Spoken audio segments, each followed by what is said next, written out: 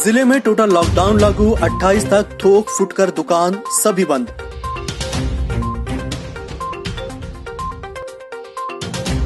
Singodi quarantine centre पहुंचे जिला प्रशासन के अधिकारी, किया निरीक्षण।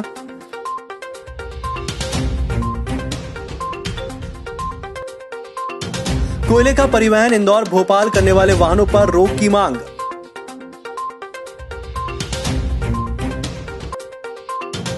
डिजिलैब के माध्यम से शुरू है जिले में पढ़ाई।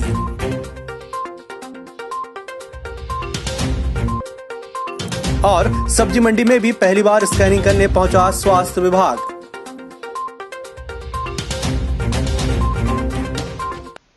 नमस्कार, छिंदवाड़ा लाइव के इस बुलेटिन में आपका स्वागत है। मैं हूं आपके साथ आकाश और अब देखते हैं खबरें विस्तार से।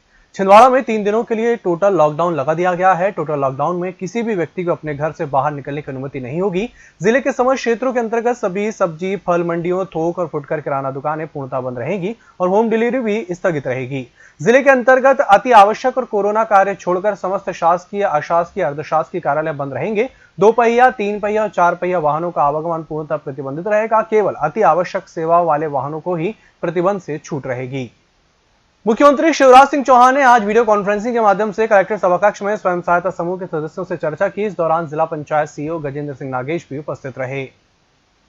पांडुरना विधायक नीलेश उइके ने शनिवार को कलेक्ट्रेट कार्यालय पहुंचकर कलेक्टर श्रीनिवास शर्मा से मिलकर कपास खरीदी के लिए ज्ञापन सौंपा। उन्होंने बताया कि पांडुरना में कपास की खरीदी शुरू नहीं हुई है। कपास की खरीदी जल्द से जल्द शुरू करवाने के लिए आज उन्होंने कलेक्टर को ज्ञापन सौंपा है।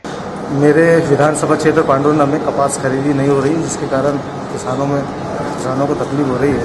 आज एक ज्ञापन के माध्यम से मैं माननीय कलेक्टर साहब को मैंने आवेदन दिया है ताकि जल्द से जल्द कपास खरीदना शुरू हो जाए पांडुरना में, जिससे किसानों को सुविधा हो। जनपद पंचायत छिंदवाड़ा में मुख्य कार्यपालन अधिकारी ने 20 अप्रैल से शुरू हुए मनरेगा और पीएम आवास के नए लक्ष्यों के बारे में इंजीनियरों के साथ समीक्षा बैठक ली। इस दौरान उन्होंने मास्क और सोशल डिस्टेंसिंग का पूरा पालन किया। सीओ CL मरावी ने बताया कि 58 ग्राम पंचायतों में 47 पंचायतों में मनरेगा के काम शुरू हुए हैं, जिसमें 1800 से अधिक ग्रामीणों को काम मिला है। वहीं 4 ग्राम पंचायतें केवलारी, मलनवाड़ा, मानेगांव और सारना कोरोना वायरस के संदर्भ में हॉटस्पॉट होने के कारण काम शुरू नहीं कराए गए। उन्होंने बताया कि जनपद क्षेत्र में पीएम आवास के 450 से अधिक नए लक्ष्य प्राप्त हुए हैं, जिनके संबंध में नोडल अधिकारी को निर्देश दिए गए हैं। प्रशासन के निर्देशानुसार 20 तारीख से मनरेगा के कार्य और प्रधानमंत्री आवास योजना ग्रामीण का जो नवीन लक्ष्य मिला है 452 का जनपद पंचायत छिंदवाड़ा को, तो उनकी समीक्षा के लिए हमने बैठक किया कि मनरेगा के काम ये हमारी अभी आज की तारीख में क्या स्थिति है। दूसरी चीज, क्या क्या काम हम ले सकते हैं ताकि हमारा वित्तीय और मानव दिवस टाइमली अचीव हो सके और लोगों को रोजगार भी मिल सके, क्योंकि इस टाइम जो है ग्रामीण अंचलों में श्रमिकों को रोजगार की सख्त जरूरत है। तो हम पूरी कोशिश कर रहे हैं कि उनको रोजगार उनको वाकई जरूरत है। जहां कड़कड़ाती धूप में लोग घरों से बाहर नहीं निकल पा रहे हैं, वहीं पुलिस ऐसे धूप में लोगों को महामारी से बचाने के भरसक प्रयास कर रही है। लॉकडाउन 2 के दौरान पुलिस महकमे ने सभी चौक चौराहे पर सघन चेकिंग अभियान चलाया हुआ है। इस दौरान 2 पहिया वाहन, 4 पहिया वाहन चालकों की जांच की जा रही है। इस दौरान तफरी कर युवकों को फटकार लगाई गई। वहीं बाइक पर बैठकर निकल रहे 2 युवक में एक को उतारकर पैदल भिजवाया गया। इसी तरह कार के सामने सवार 2 लोगों में से एक को पीछे किया। इस तरह सभी से सोशल डिस्टेंस का पालन करवाया गया। लोगों को जरूरी काम आने पर ही घर से निकलने की हिदायत दी गई। फिलहाल वक्त तो चला एक छोटे से ब्रेक का, जल्द हाजिर होंगे। लॉकडाउन में करें अपने समय का सदुपयोग। निधिश्री एकेडमी छिंदवाड़ा लेकर आए हैं यूपीएससी एवं पीएससी की तैयारियों के लिए ऑनलाइन निधिश्री यूट्यूब चैनल। ये चैनल यूट्यूब पे फ्री में उपलब्ध है। निधिश्री एकेडमी के नाम पे चैनल है और इस पे आप एमपीपीएससी से जुड़े वीडियोस देख सकते हैं जो पूरे सिलेबस के हिसाब से बने हुए हैं। मैं और भी रेगुलरली वीडियोस बना रहा हूँ। हर दूसरे तीसरे दिन मेरा एक नया वीडियो आ जाता है, तो आप वीडियोस को देख के लाभ उठा सकते हैं। ब्रेक के बाद एक बार फिर से आपका स्वागत है और बढ़ते हैं अगली खबर की ओर। गुरैया सब्जी मंडी में सभी ठेले वालों और आने वाले सभी फुटकर व्यापारियों की स्वास्थ्य विभाग द्वारा जांच की गई। सूत्रों की माने तो यह पहली बार है जब सब्जी मंडी में फुटकर दुकानदारों की स्कैनिंग की गई है। मंडी प्रभारी देवकी कुशराम ने बताया कि मंडी में स्वास्थ्य विभाग द्वारा आने वाले लोगों की स्कैनिंग की गई। जिला प्रशासन द्वारा व्यवस्था बनाई गई कि मेडिकल कार्यकर्ता आए थे यहाँ पे सब्जी मंडी, जिसमें से कुछ कर्मचारी, हमाल और व्यापारियों की जांच हुई। शासन द्वारा समर्थन मूल्य पर की जा रही गेहूं खरीदी केंद्रों पर कई जगह शासन के निर्देशों का पालन नहीं हो रहा है। खरीदी केंद्रों में दूर बैठना है, इसका ख्याल किसी को नहीं है, जबकि मास्क लगाने के साथ 6 फीट की दूरी अनिवार्य है। जिले की हर्रई तहसील मुख्यालय के गेहूं खरीदी केंद्र पर ऐसा नजारा देखने को मिला है। कर्मचारी ही कोरोना गाइडलाइन का पालन नहीं कर रहे हैं। खरीदी केंद्र पर हाथ धोने के न लिए ना साबुन है, ना सैनिटाइजर उपलब्ध है। केंद्र पर हम्माल और किसान एक दूसरे से सटे हुए बैठे दिखाई दिए हैं। डिजी लैब के माध्यम से उपलब्ध पठन पाठन सामग्री को मोबाइल से बच्चे अपनी कॉपियों में ले रहे हैं। दरअसल लॉकडाउन के कारण स्कूल शिक्षा विभाग के प्रमुख सचिव रश्मि अरुण ने सभी पालकों से बच्चों को सिर्फ आधे घंटे के लिए अपना मोबाइल शिक्षण सामग्री को प्राप्त करने के लिए देने का आग्रह किया है। जिला परियोजना समन्वयक जीएल साहू ने बताया कि डिजी लैब से बच्चे अपडेट रहेंगे और स्कूल जाने के बाद पढ़ाई निरंतर कर सकेंगे। बच्चों की पढ़ाई की निरंतरता बनी रहे और आपको और आपके बच्चों को इस समय में आप बहुत सी अच्छी जानकारी प्राप्त कर सकें, इसके लिए हमने एक व्यवस्था की है। इस व्यवस्था का नाम है डिजिटल लर्निंग एनहांसमेंट प्रोग्राम, डिजी लैब। इसके अंतर्गत हमने सभी कक्षाओं के बच्चों के व्हाट्सएप ग्रुप्स तैयार किए हैं और आपके मोबाइल फोन के माध्यम से प्रतिदिन सुबह 10 बजे आपके बच्चे की कक्षा के अनुरूप मटेरियल आपको आपके व्हाट्सएप नंबर पे भेजा जाता है। आपसे हमारी अपेक्षा ये है कि आप अपने बच्चे को इस जो सामग्री आपको दी जा रही है उसको उसके साथ देखें या उसको देखने के लिए अपना मोबाइल फोन उसको उपलब्ध कराएं। सामान्यतः इस पूरी प्रक्रिया में आपको आधा पौने घंटे से ज्यादा समय तक अपने बच्चे को आपका मोबाइल देने की आवश्यकता नहीं है, तो बहुत कम समय में आपका बच्चे बहुत कुछ सीख सकते हैं। रमजान का चांद शुक्रवार की शाम नजर आया, जिसके बाद शहर काजी ने माह रमजान का ऐलान कर दिया। आज रमजान का पहला रोजा है। लॉकडाउन के चलते लोगों ने घरों से ही इबादत की। शुक्रवार को आबकारी आयुक्त सौंसर द्वारा बंजारी माता से 3 किलोमीटर दूर सिल्लेवानी घाट के नीचे घने जंगलों के बीच घोघरा के पास करीबन 1500 किलो महुआ लाहन और 2 अवैध भट्टी लगाई गई, जिसे आबकारी के कब्जे में रखा गया है। साथ ही महुआ लाहन के प्लास्टिक के ड्रमों को और भट्टी को नष्ट किया गया। ज्ञात आरोपी के खिलाफ प्रकरण प्रतिबद्ध कर विवेचना में लिया गया है। बुलेटिन में वक्त तो चला एक छोटे से ब्रेक का, जल्द हाजिर होंगे। लॉकडाउन में करें अपने समय का सदुपयोग।